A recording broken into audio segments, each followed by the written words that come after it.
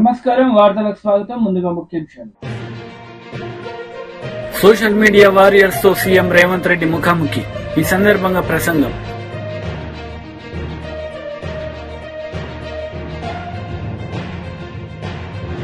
విద్యాశాఖ మంత్రి బొత్స సత్యనారాయణ మీడియా సమావేశం, పలు అంశాలపై వివరణ.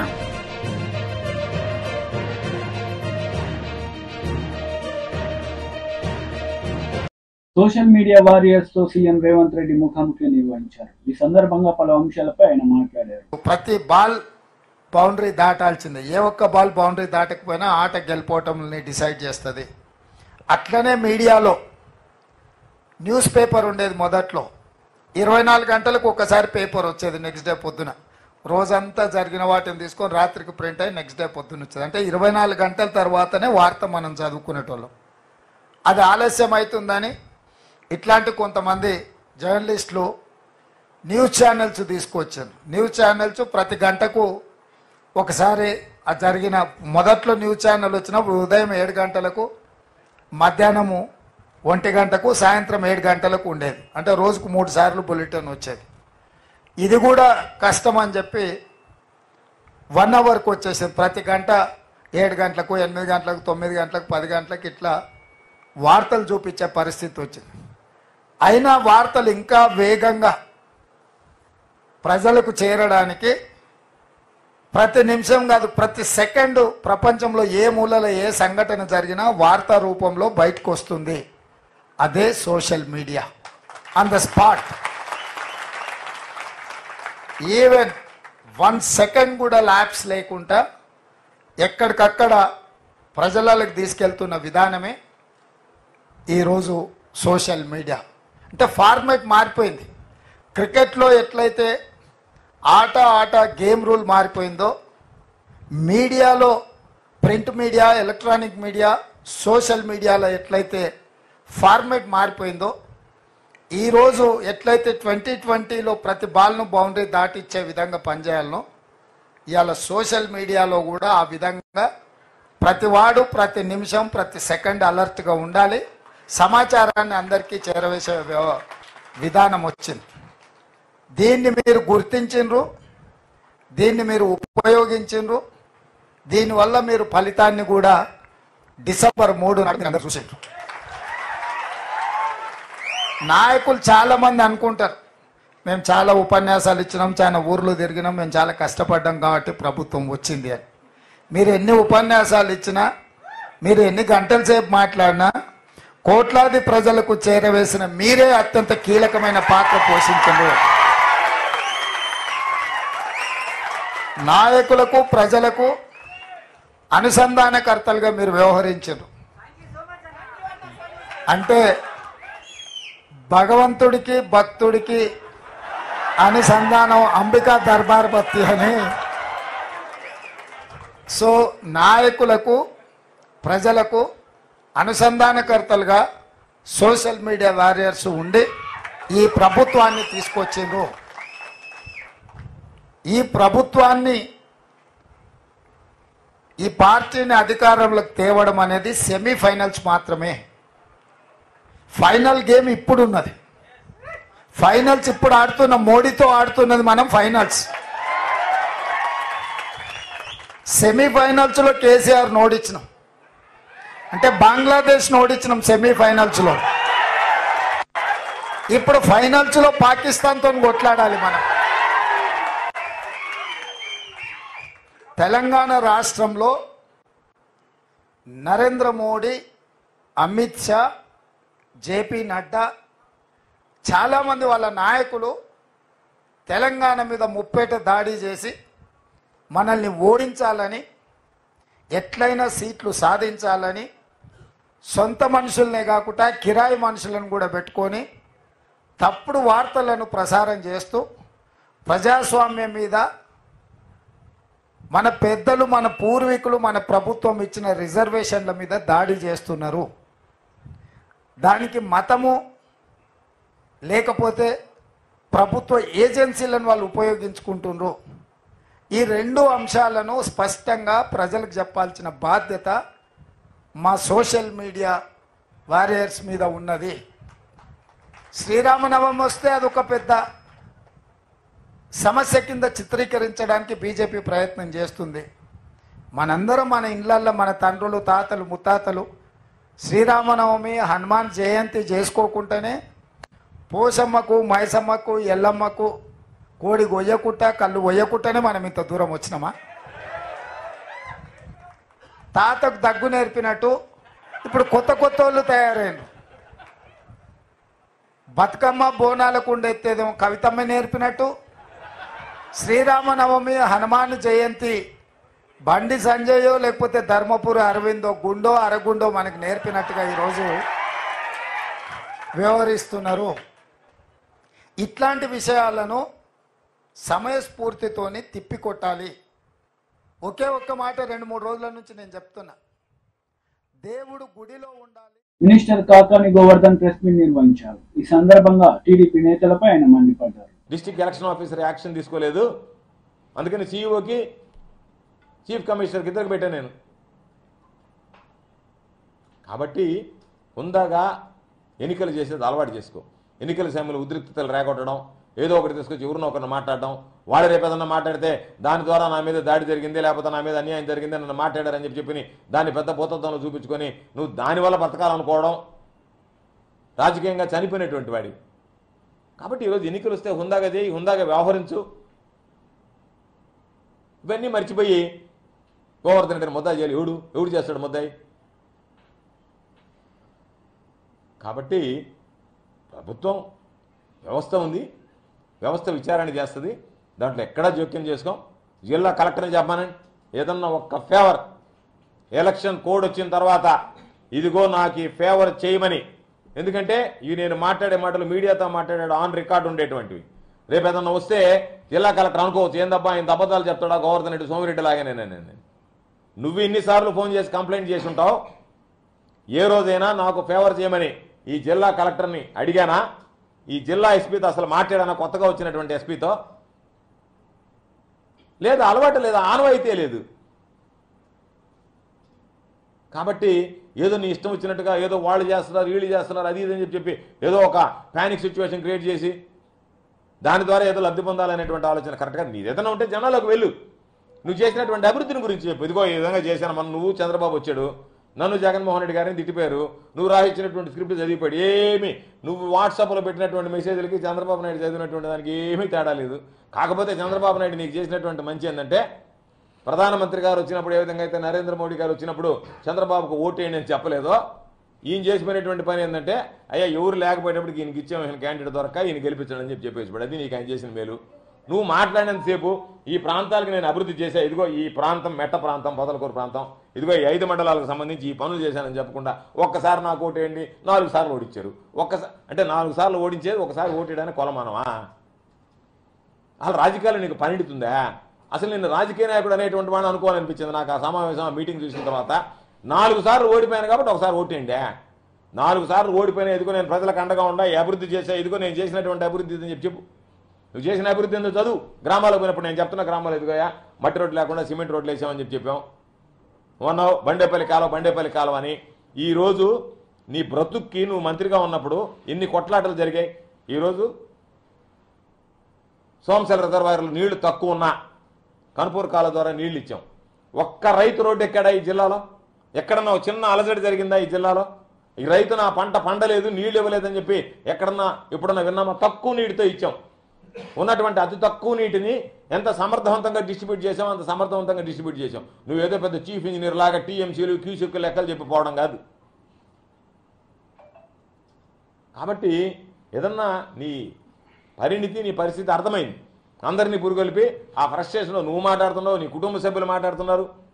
అసలు ఏమి తారతమ్యం లేకుండా ఇష్ట ప్రకారం ఎవడు పడితే వాడు నోటికి వచ్చినట్టుగా ఏదంటే అది మాట్లాడు. నువ్వు నేర్పించినటువంటి సంస్కారం అది. సామెత ఉంది కదా, ఆవు చేలో మేస్తే దూడ గట్టిన మేస్తుందని. కాబట్టి సంస్కారంగా బ్రతకడం నేర్చుకో ఈ 4 రోజులు. తర్వాత ఎట్టా నీకు రాజకీయంగా పూర్తిగా సమాధి కట్టడానికి సర్వేపల్లి నియోజకవర్గ ప్రజలు సిద్ధంగా ఉన్నారు, ఏమి ఇబ్బంది లేదు. మాట్లాడేటప్పుడు ఎంక్వైరీ చేయమనాలా? ఎంక్వైరీలు ఎవరున్నా బాధ్యులైనటువంటి వక్తలు ఎవరున్నా వాళ్ళ మీద కఠిన చర్యలు తీసుకోమనాలి తప్ప వాడు రైస్ మిల్లు పెట్టాడంటే ఆ రైస్ మిల్ ఓనర్ దీనికి సంబంధం ఉంది, ఆ పేరు చదివితే అసలు ఆ పేరు గలడు నాతో సంబంధమే ఎప్పుడు నేను అసలు చూసినటువంటి దాఖలాలు కూడా లేవు. కాబట్టి ఏదో మాట్లాడాలా ఏదో చేయాలని చెప్పి ఆడ స్థానికంగా ఉండేటువంటి వైఎస్ఆర్సీపీ నాయకులు ఉంటే వాళ్ళకి లింక్ చేస్తేవి, వాళ్ళ పాత్ర ఉందంటివి. కాబట్టి ఇవన్నీ. విద్యాశాఖ మంత్రి బొత్స సత్యనారాయణ మీడియా సమావేశం నిర్వహించారు. ఈ సందర్భంగా పలు అంశాలపై ఆయన మాట్లాడారు. అన్ని కూడా వాస్తవాలు అబద్ధాలు కాదు, డాక్యుమెంట్ ఎవిడెన్స్ తో చెప్తున్నారు. 19లో మా ప్రభుత్వం వచ్చిన తర్వాత మళ్ళీ దాని మీద ఎవరైతే అక్కడ కొంతమంది హక్కుదారులు, మేము హక్కు మాకుంది, మాకు ఇక్కడ డిఫామ్ పట్టాలు ఇచ్చారు, లేదా ఇంకో పట్టాలు ఆక్యుపేషన్ ఉందని ఎవరైతే చెప్పుకొస్తున్నారో వాళ్ళందరినీ వికెట్ చేయించి రైల్వే వాళ్ళు జీవీఎంసీ వాళ్ళు కలిపి జాయింట్ ఇన్స్పెక్షన్ చేసి కూడా చేసి వాళ్ళకి వచ్చి ల్యాండ్ అప్ చెప్పాం ఈ సంవత్సరంలో. ఇది వాస్తవం కాదా? అధికారులు కూడా మాదొక రైల్వే అధికారులు ఒక 5 అధికారులు, మా జీఎంసీ ఒక 5 అధికారులు, రైల్వే సైడ్ వచ్చి 5, జీఎంసీ 2 పేరుతో సహా. ఇంకో దానికి ఇచ్చిన జీఎంసీ కమిషనరు ఇక్కడ డిఆర్ఎంకి వచ్చి హ్యాండ్ ఓవర్ చేసుకుని ఇచ్చిన లెటరు. ఇవన్నీ మీకు షేర్ చేస్తాను, మీరు చూసుకోండి. ఎందుకు ఇంత పచ్చి అబద్ధాలు?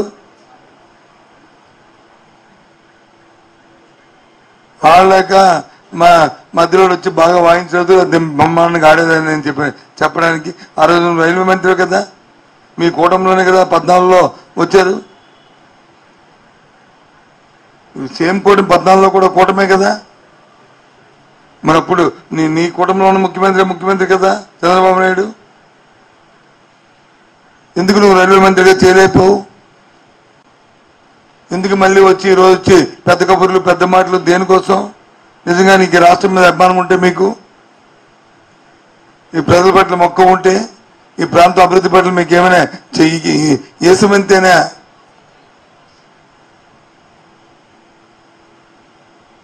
మీకు సదాభిప్రాయం ఉండి చేయాలని తపనుంటే ఏదో నేను కేంద్ర మంత్రిని వచ్చి మాట్లాడితే అది చెల్లుతుంది. నాకున్న డప్పా కొట్టిన ఆ 2 పత్రికలు, ఈనాడు, ఆంధ్రజ్యోతి, లేకపోతే T5 లేకపోతే ABN, ఈనాడు వేస్తారనుకుని నీకు డప్పాలు ఎందుకు చెప్పు?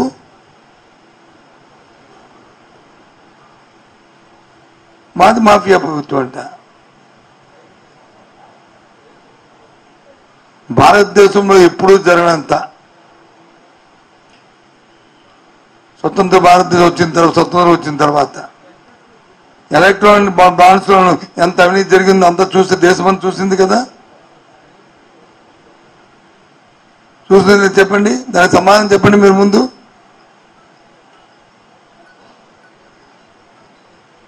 వేల కోట్ల రూపాయల్ని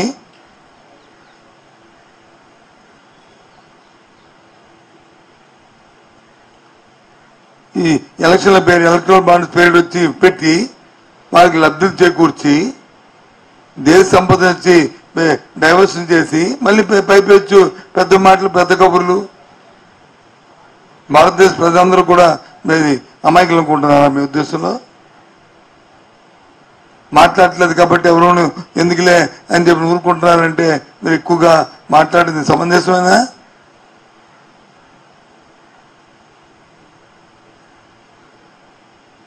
ఇప్పుడు జ్ఞాపకం వచ్చిందా మీకు?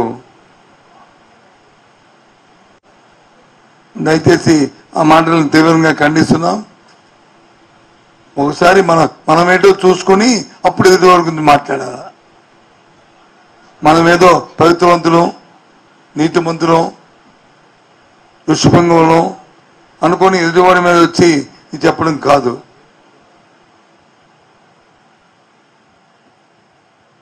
సాక్షాత్తు ఇదిగో GVMC minister Komatireddy Venkatreddy press meet నిర్వహించారు. ఈ సందర్భంగా మాజీ మంత్రి హరీష్ రావుపై ఆయన మండిపడ్డారు. ఈ మోసాలు ఏమైనా కాంగ్రెస్ పార్టీ అంటే ఏముంది? 2005లో మన్మోహన్ సింగ్ గారు యూపీఏ చైర్పర్సన్ సోనియా గాంధీ గారు వచ్చి ఒక ప్లాన్ చేసి ఆ రోజు రుణమాఫీ చేసిండు. అది రుణమాఫీ అంటే ఆ కాలంలో 20 ఏళ్ల కింద 70,000 కోట్ల రుణమాఫీ అంటే ఇవాళ 70 లక్షల కోట్ల కంటే ఎక్కువ. అప్పుడు నేను అధికార పార్టీ రెండోసారి ఎమ్మెల్యేగా ఉన్నా. ఒక్కొక్క అకౌంట్లో 1,00,000, 2 లక్షలు, 3 లక్షలు, 5 లక్షలు ఉన్నాయి. అన్నీ కూడా మాఫీ అయిపోయినాయి. సరే, కొందరు ఆర్థికంగా మంచుకున్న రైతులు లోన్ తీసుకున్నది రీపే చేస్తే రాజశేఖర రెడ్డి గారి వాళ్ళందరూ కూడా ఒక బెనిఫిట్ లాగా ఒక ఇన్సెంటివ్ లాగా కట్టిన వాళ్ళకు కూడా 5,000 రూపాయలు అకౌంట్లో వేసినాం, 1,500 కోట్లు. ప్లస్ కరీంనగర్లో ఆ రోజు తెలంగాణ ఇస్తా అని చెప్పిన సోనియా గాంధీ ఆంధ్ర నాయకులు మొత్తం ఒకటైన ఆంధ్రప్రదేశ్లో 25 స్థానాలు ఎంపీలతో పాటు ఎప్పుడు పార్టీ అధికారంలో రాదని తెలిసినా చెప్పిన మాట కట్టుబడి తెలంగాణ ఇచ్చింది. ఇవాళ ఉపాధి హామీ లాంటి పథకం పెడితే అన్నం తింటున్నాం. ఇదే లేకపోతే కేసీఆర్ 10 ఏళ్ల పరిపాలనలో లక్షల మంది ఇవాళ ఆకలి చావులు తెచ్చేవారు ఇక్కడ తెలంగాణలో. సోనియా గాంధీ, మన్మోహన్ సింగ్ ఉపాధి హామీ యూపీఏ ప్రభుత్వం పెట్టకపోతే నేను చెప్తున్న 5 సార్లు ఎమ్మెల్యేగా ఎంపీగా ఉన్న వ్యక్తిని ఇలా సగం మంది దళితులు, పేదవాళ్ళు, భూములు లేని వాళ్ళు, దళితులకు భూములు ఉండవు. ఈయన 3 ఎకరాలు ఇస్తాను మోసం చేసిండు. ముఖ్యమంత్రి ఎట్లా దళితులను ఒకసారి 2 సార్లు మోసం చేసిండు. భూములు ఉండవు, చాకలి వాళ్ళకు, మంగళ వాళ్ళకు, పద్మశాలి భూములు ఉండక లేక కులవృత్తులు లేని వాళ్ళు కూలీ మీద ఆధారపడతారు. ఇవాళ వచ్చిన మోడర్నైజేషన్ ఎక్విప్మెంట్ ఇవాళ వరి కోతలు కూడా మిషన్లు వచ్చినాయి. సో వీళ్ళందరూ కూడా ఎట్లా బతకాలి? కూలీనాలు చేసుకుంటే బతకవాలి.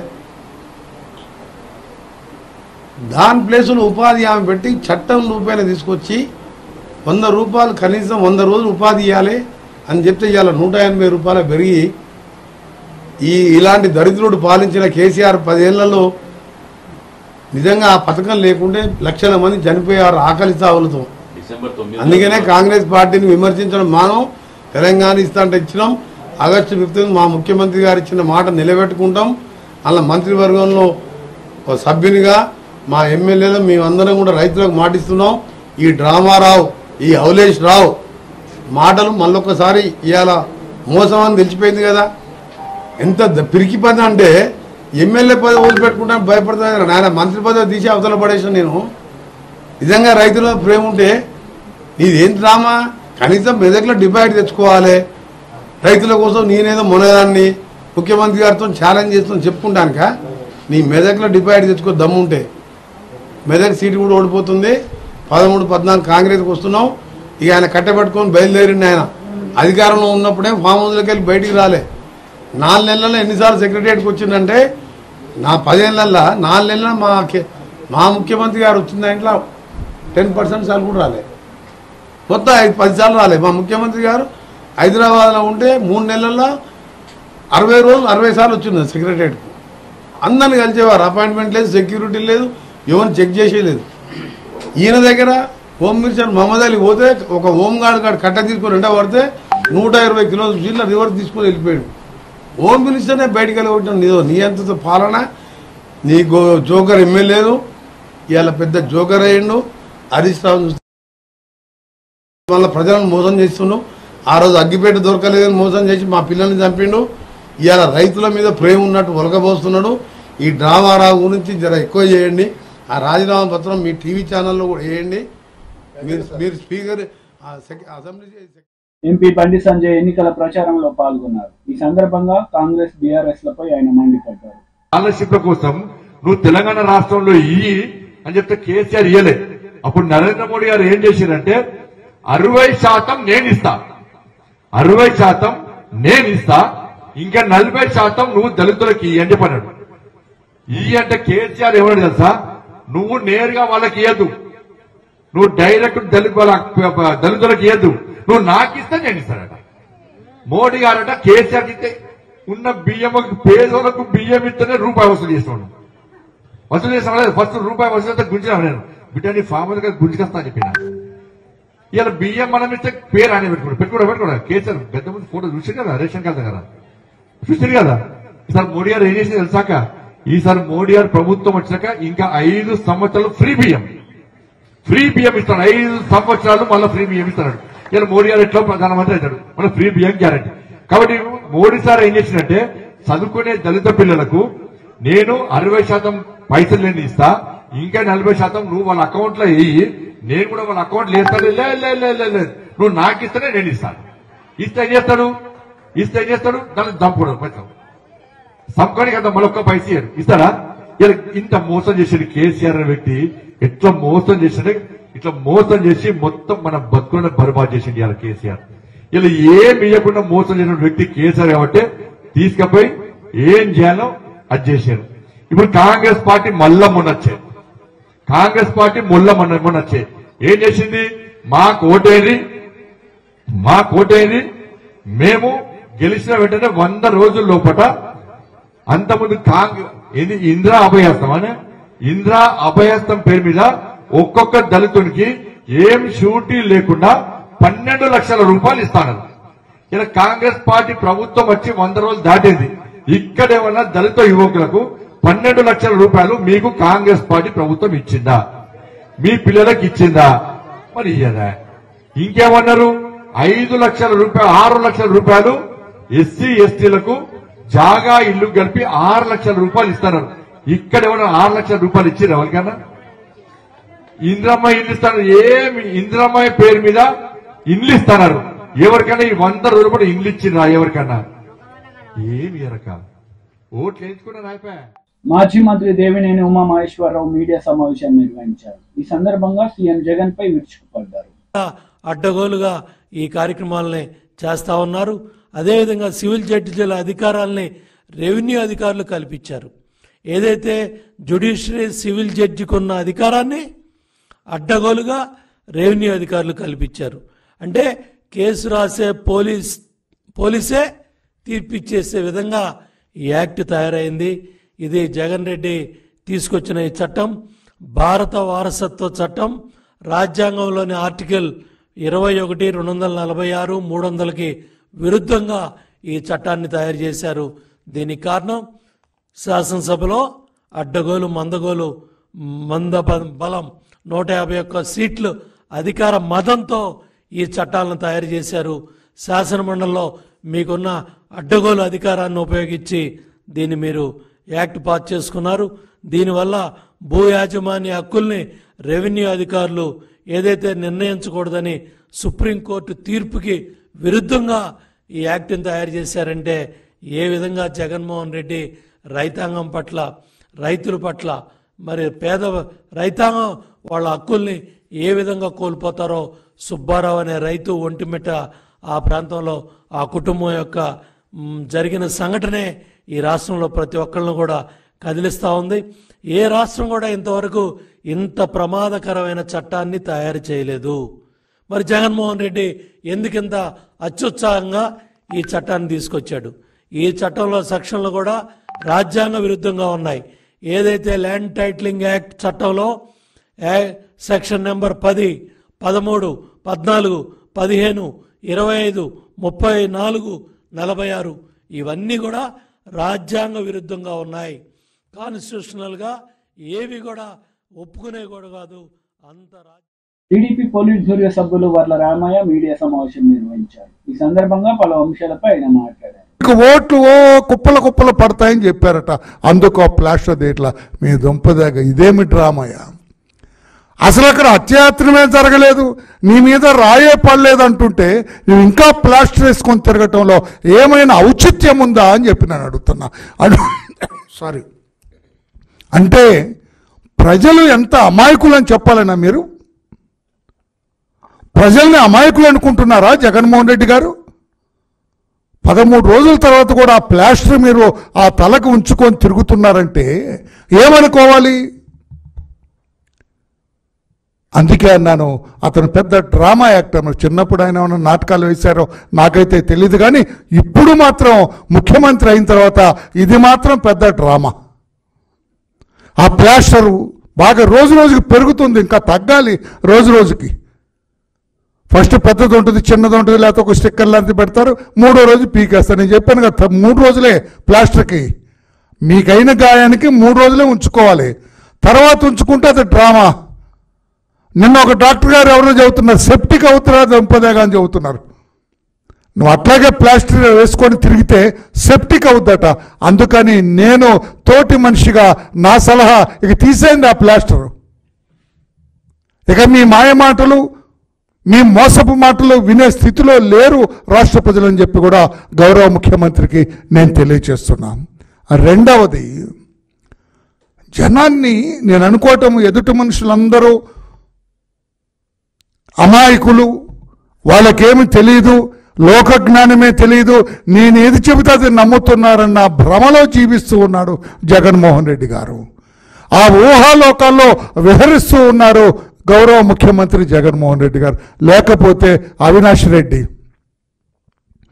5 ఏళ్ళు ఎంపీగా పనిచేశాడు, మరలా ఎంపీగా పోటీ చేస్తున్నాడు. అతను చిన్న బాలుడంట, అమాయకుడు అంట. అతను అమాయకుడు అంటే ఆయన దొంపదగ బాబాయిని, మీ బాబాయిని గొడ్డలు వేటేసి చంపిన దానికి సూత్రధారి అతనని చెప్పి CBI, the highest investigating agency in our country, వాళ్ళు చెబితే, వాళ్ళు ఛార్జ్షీట్ వేస్తే ఇతను బెయిల్ తీసుకొని ఆ కోర్టుకు అటెండ్ అవుతూ ఉంటే అతన్ని చిన్నపిల్లవాడు, అమాయకుడు అని చెప్పడం ఉద్దేశం ఏంటి?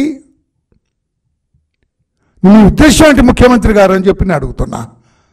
అంటే రాష్ట్ర ప్రజలు అమాయకులేనా? మీ తమ్ముడు అమాయకుడేనా? చాలా తప్పు చేస్తున్నారు మీరు, రాష్ట్ర ప్రజల్ని కించపరుస్తున్నారు. ఎమ్మెల్యే హరీష్ రావు మీడియా సమావేశం నిర్వహించారు. ఈ సందర్భంగా పలు అంశాలపై ఆయన మాట్లాడారు. దేవుడి మీద ప్రమాణం చేసి ఓట్లు పెట్టుకొని బాండ్ పేపర్ల మీద రాసిచ్చిన హామీలు నిజమే అయితే రాజీనామా చేయడానికి ఎందుకు వెనకడుగు వేస్తున్నారు? మీరు రాజీనామాకు ముందుకు రావడం లేదంటే ఈ రాష్ట్ర ప్రజల్ని మరొక్కసారి మీరు మోసం చేస్తున్నట్టే లెక్క.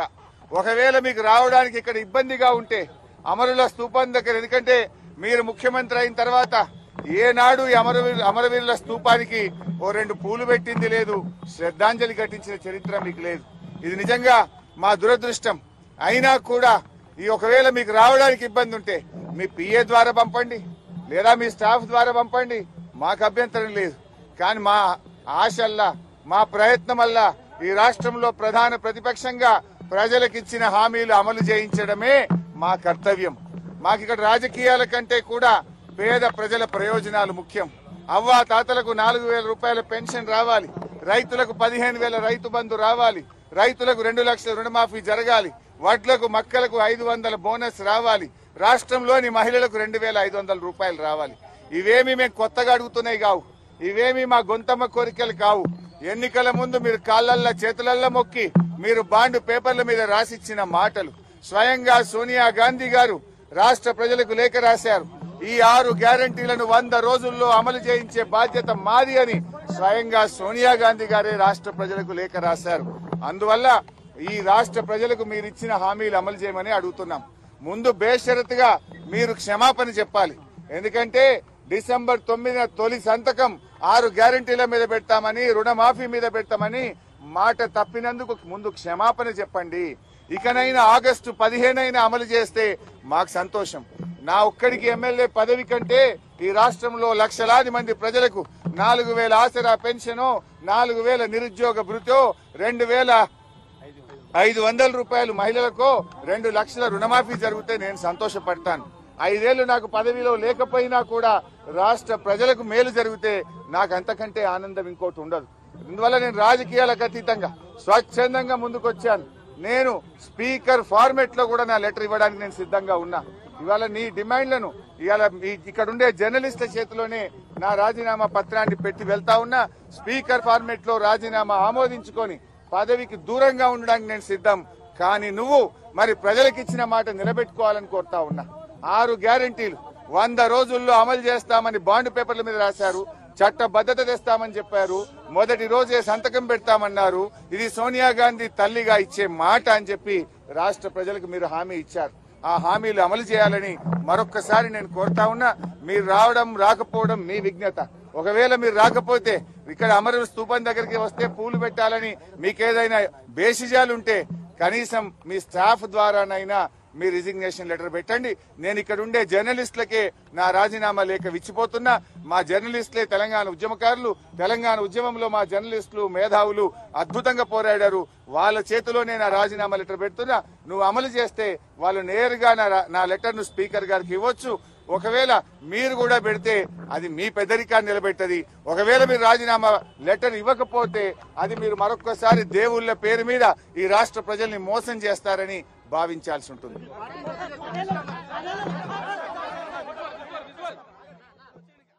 వార్తలు ముగించే ముందు ముఖ్యాంశాలు మరోసారి. సోషల్ మీడియా వారియర్స్ తో సీఎం రేవంత్ రెడ్డి ముఖాముఖి. ఈ సందర్భంగా ప్రసంగం.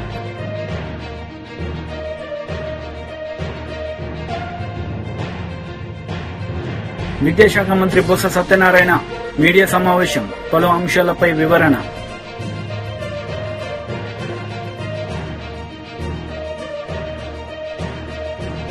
ఈ వార్తలు ఇంతటితో సమాప్తం. తిరిగి ప్రసారమయ్యే వార్తలు మళ్ళీ కలుద్దాం. అంతవరకు సెలవు. నమస్తే.